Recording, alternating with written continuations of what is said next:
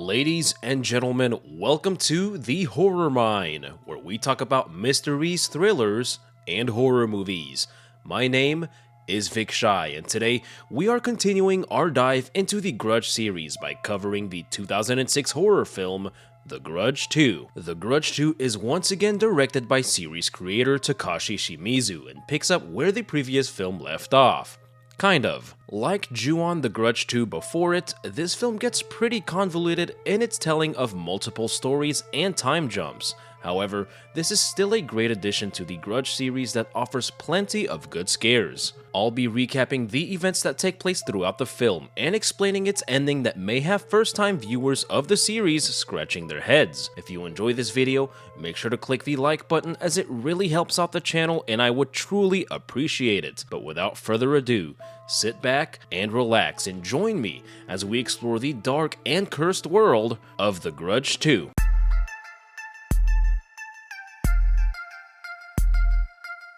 Our movie begins with a pretty cool twist on the Columbia Pictures logo.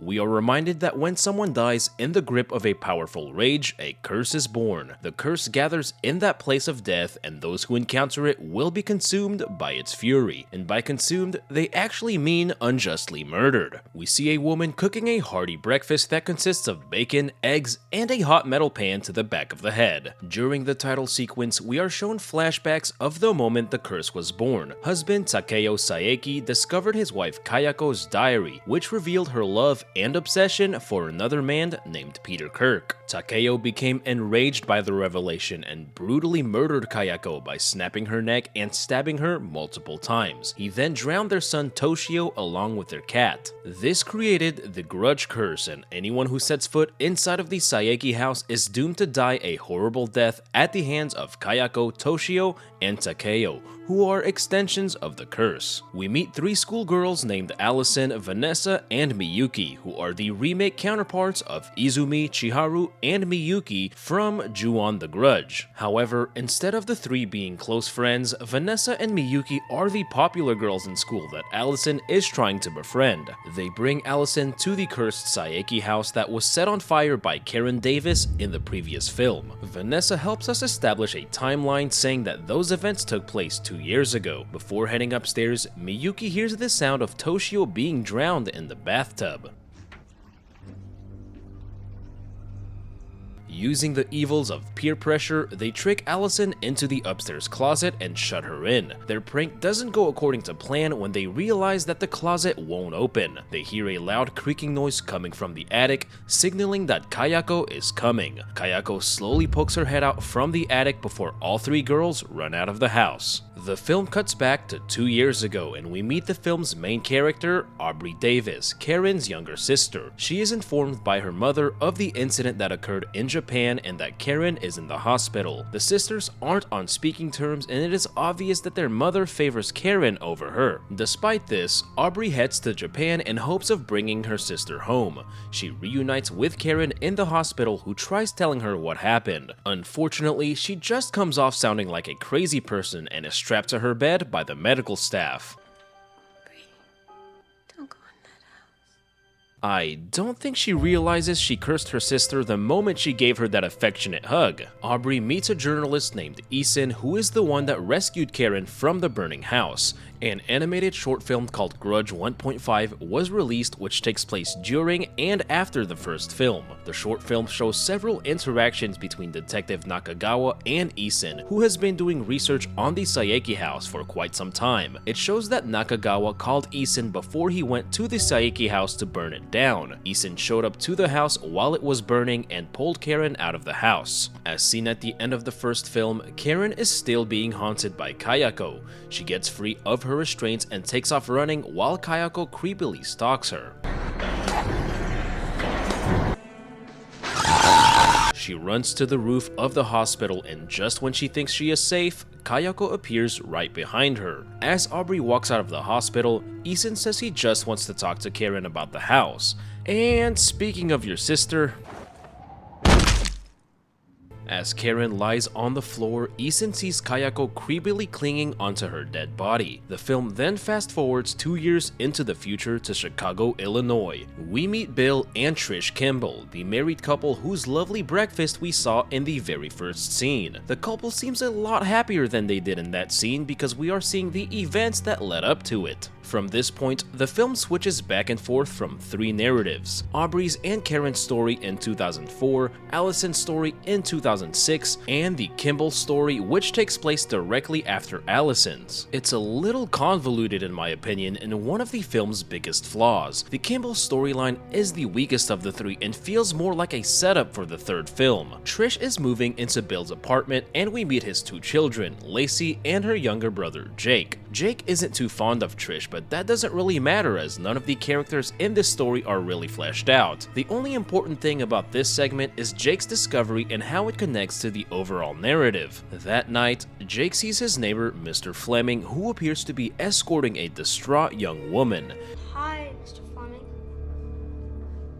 He gave him that look like, "Shut up, Jake." As Mr. Fleming shuts the door, we see Toshio sitting in the corner, who's now apparently on vacation. Back in Tokyo, Allison and Miyuki are being haunted by Toshio and his cat. Allison is not only being haunted, but she is being bullied by the very person whose fault it is. However, Vanessa is also being stalked by Kayako, who's apparently never heard of privacy while taking a shower. Miyuki meets up with her boyfriend Michael and they head to a fancy hotel. And by fancy hotel, I mean sleazy love motel. As Michael is taking a shower, Miyuki becomes very nervous about the idea of having sex and hides underneath the sheets. Something starts tickling her, but Michael is still taking a shower and premarital sex isn't what's hiding underneath those sheets. Kayako suddenly appears right behind her and pulls her into better luck next time, Michael. A devastated Aubrey heads to Karen's apartment, reminiscing about her late sister. She calls her mother from Karen's cell phone but can't bring herself to reveal the news of her death.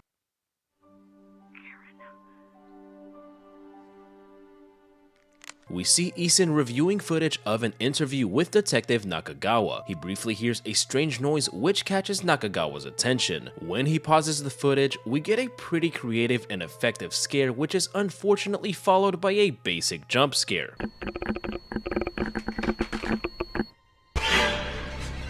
He meets with Aubrey and tells her that Karen was being threatened by something ever since she entered the house. He says he has been feeling the exact same thing and the two plans to head to the Saeki house for answers. Back in Chicago, Jake begins following the mysterious girl and watches her digging through trash cans for newspaper. This may seem weird, but if this was 2021, he would have been watching the exact same thing on a TikTok. While walking to school the next day, he sees the mysterious girl has covered her windows with the newspaper. Later that day, Bill walks in on Trish having a phone conversation with someone named Nate. He is showing an unusual sign of jealousy and says that he forgot his keys. However, we see that he is tightly clenching onto them in his hand, causing him to bleed. He seems unaware of his own actions and appears to be possessed. This is undoubtedly related to the mysterious girl in the Fleming's apartment who now appears to be cursed. Vanessa gets called into the school counselor's office where she is asked about what happened at the Saeki house. She is told that Miyuki is missing but denies ever going into the house. Allison is clearly traumatized by what happened and runs out of the office. Now alone in the office, shenanigans start to take place and Vanessa gets her just desserts.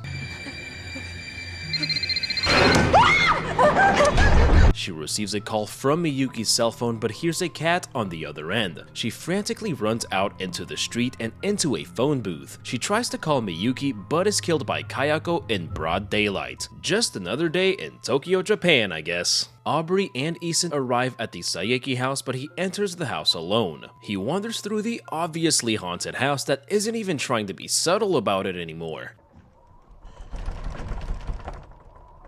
Oh me, I'm only the most haunted house in all of Japan. Isin is drawn to a noise in the upstairs closet, which is now taped completely shut. He removes the tape and finds Kayako's diary sitting inside. Aubrey briefly sees Kayako looking at her from inside the house. As she approaches the house, she hears Karen's voice warning her not to go inside. Kayako's hand suddenly grabs a hold of her arm and Houdini's Aubrey into the house. They read Kayako's diary that she has apparently had since she was a child. They discover that Kayako's mother was an Itako, a spiritual medium. Isin brings the diary to a folklore expert named Mishima. Kayako's diary details the dark rituals that her mother would perform on people. These rituals were dark and abnormal and closely resembled exorcisms of the West. He says that her mother would extract evil spirits from their bodies and feed them to Kayako. Isin believes that Kayako's mother may be the only person who knows how to stop the curse. Aubrey reveals that the last conversation she had with Karen was an argument over going to college. Aubrey told Karen to stay out of her life and leave her alone. She regrets treating her sister this way as she realizes she only wanted what was best for her. This was a touching scene which adds a layer of depth to both Audrey's and Karen's storyline. This is something that could have been further explored had the film not included the Kimball storyline.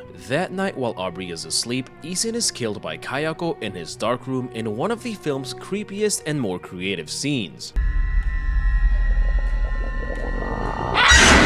The next morning, Aubrey discovers his dead body, which briefly turns into Kayako. Back in Chicago, Lacey tries to show her friend Sally her new cheerleading outfit. Sally is acting pretty abnormal and is clearly being affected by the curse, which is now spreading through the apartment complex. That night, Jake hears a thumping noise on his wall coming from the apartment next door. He walks into the Flemings' apartment, which is seemingly empty and a complete mess. This, as we know, is a sign that the curse has taken a hold of a specific location, as seen with the Saeki house before it. He walks into the room where the sound is coming from and sees the girl aggressively giving herself a haircut.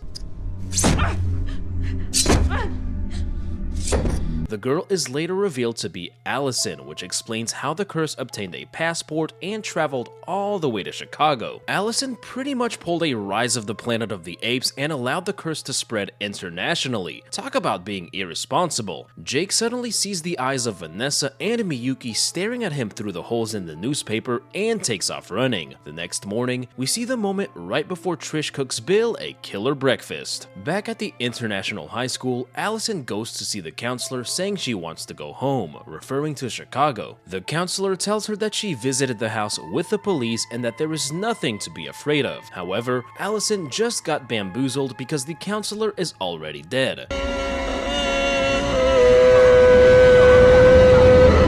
Allison is now being haunted by the spirits of Vanessa and Miyuki and later brings the curse with her to Chicago. With Isin dead, Aubrey seeks out Kayako's mother on her own. While on a bus, she sees an old man playing peekaboo seemingly on his own. However, we see Toshio's reflection in the window sitting right next to her. This is of course Mr. Saito, who did the exact same thing in Ju-on the Grudge. Aubrey finally meets Kayako's mother and sees the vision of a ritual being performed. We see her transferring the blood of evil souls from a woman and feeding it to Kayako. Aubrey blames Kayako's mother for what she has become, but her mother says, Kayako was killed by her husband because she was foolish.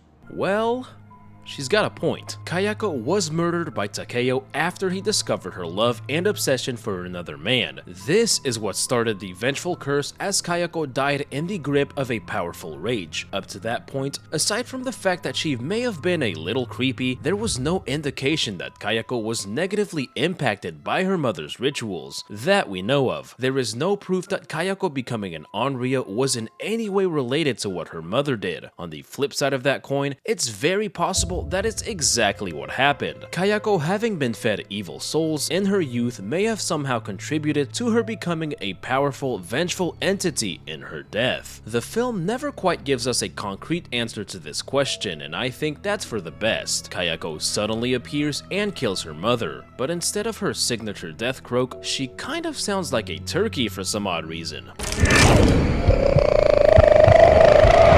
Aubrey calls her mother and finally tells her about Karen's death. Aubrey finally stands up to her mother and says that she can't speak to her that way anymore. You go, girl. Having exhausted all of her options, she goes back into the Saeki house to confront Kayako with harsh words. What do you want?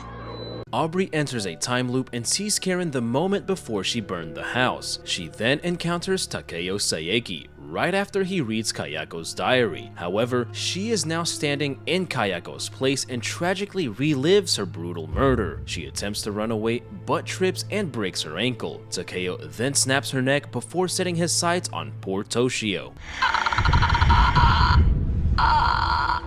As she lays helpless on the floor, she is approached by Kayako in her human form, who presumably kills her off screen. In a twist similar to Ju-on the Grudge, we see that Aubrey's death has turned her into an Onryo. The Onryo that Allison encountered inside of the house was in fact Aubrey and not Kayako. However, Aubrey is merely an extension of the Grudge curse and only appears as the curse sees fit. Just like Kayako, Toshio, and Takeo, Aubrey is now a spirit that is unable to rest and is doomed to be used as a pawn of the curse. Back in Chicago, Jake and Lacey come home to their apartment completely dark and messy. Jake discovers his father's dead body in the bedroom and finds Lacey dead in the tub soon after. Trish suddenly appears inside of the tub looking creepy as hell and is pulled into the water by Toshio. He runs out of the apartment and encounters Allison, who is responsible for bringing the curse to the apartment. Allison is literally pulled into her sweater by Kayako and completely vanishes. In a final act of stupidity,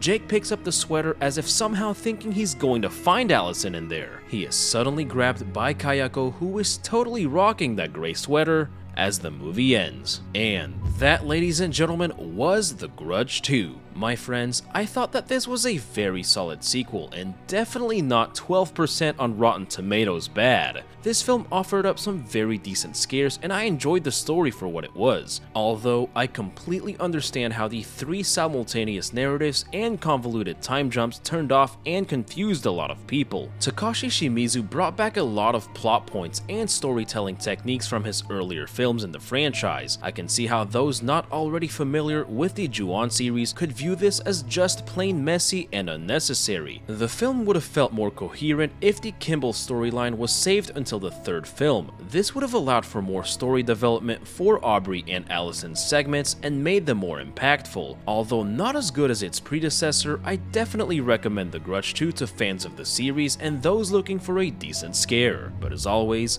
I hope you all enjoyed the video. Thank you for tuning in, and I cannot wait to see y'all right back here in the horror mine. Y'all stick around.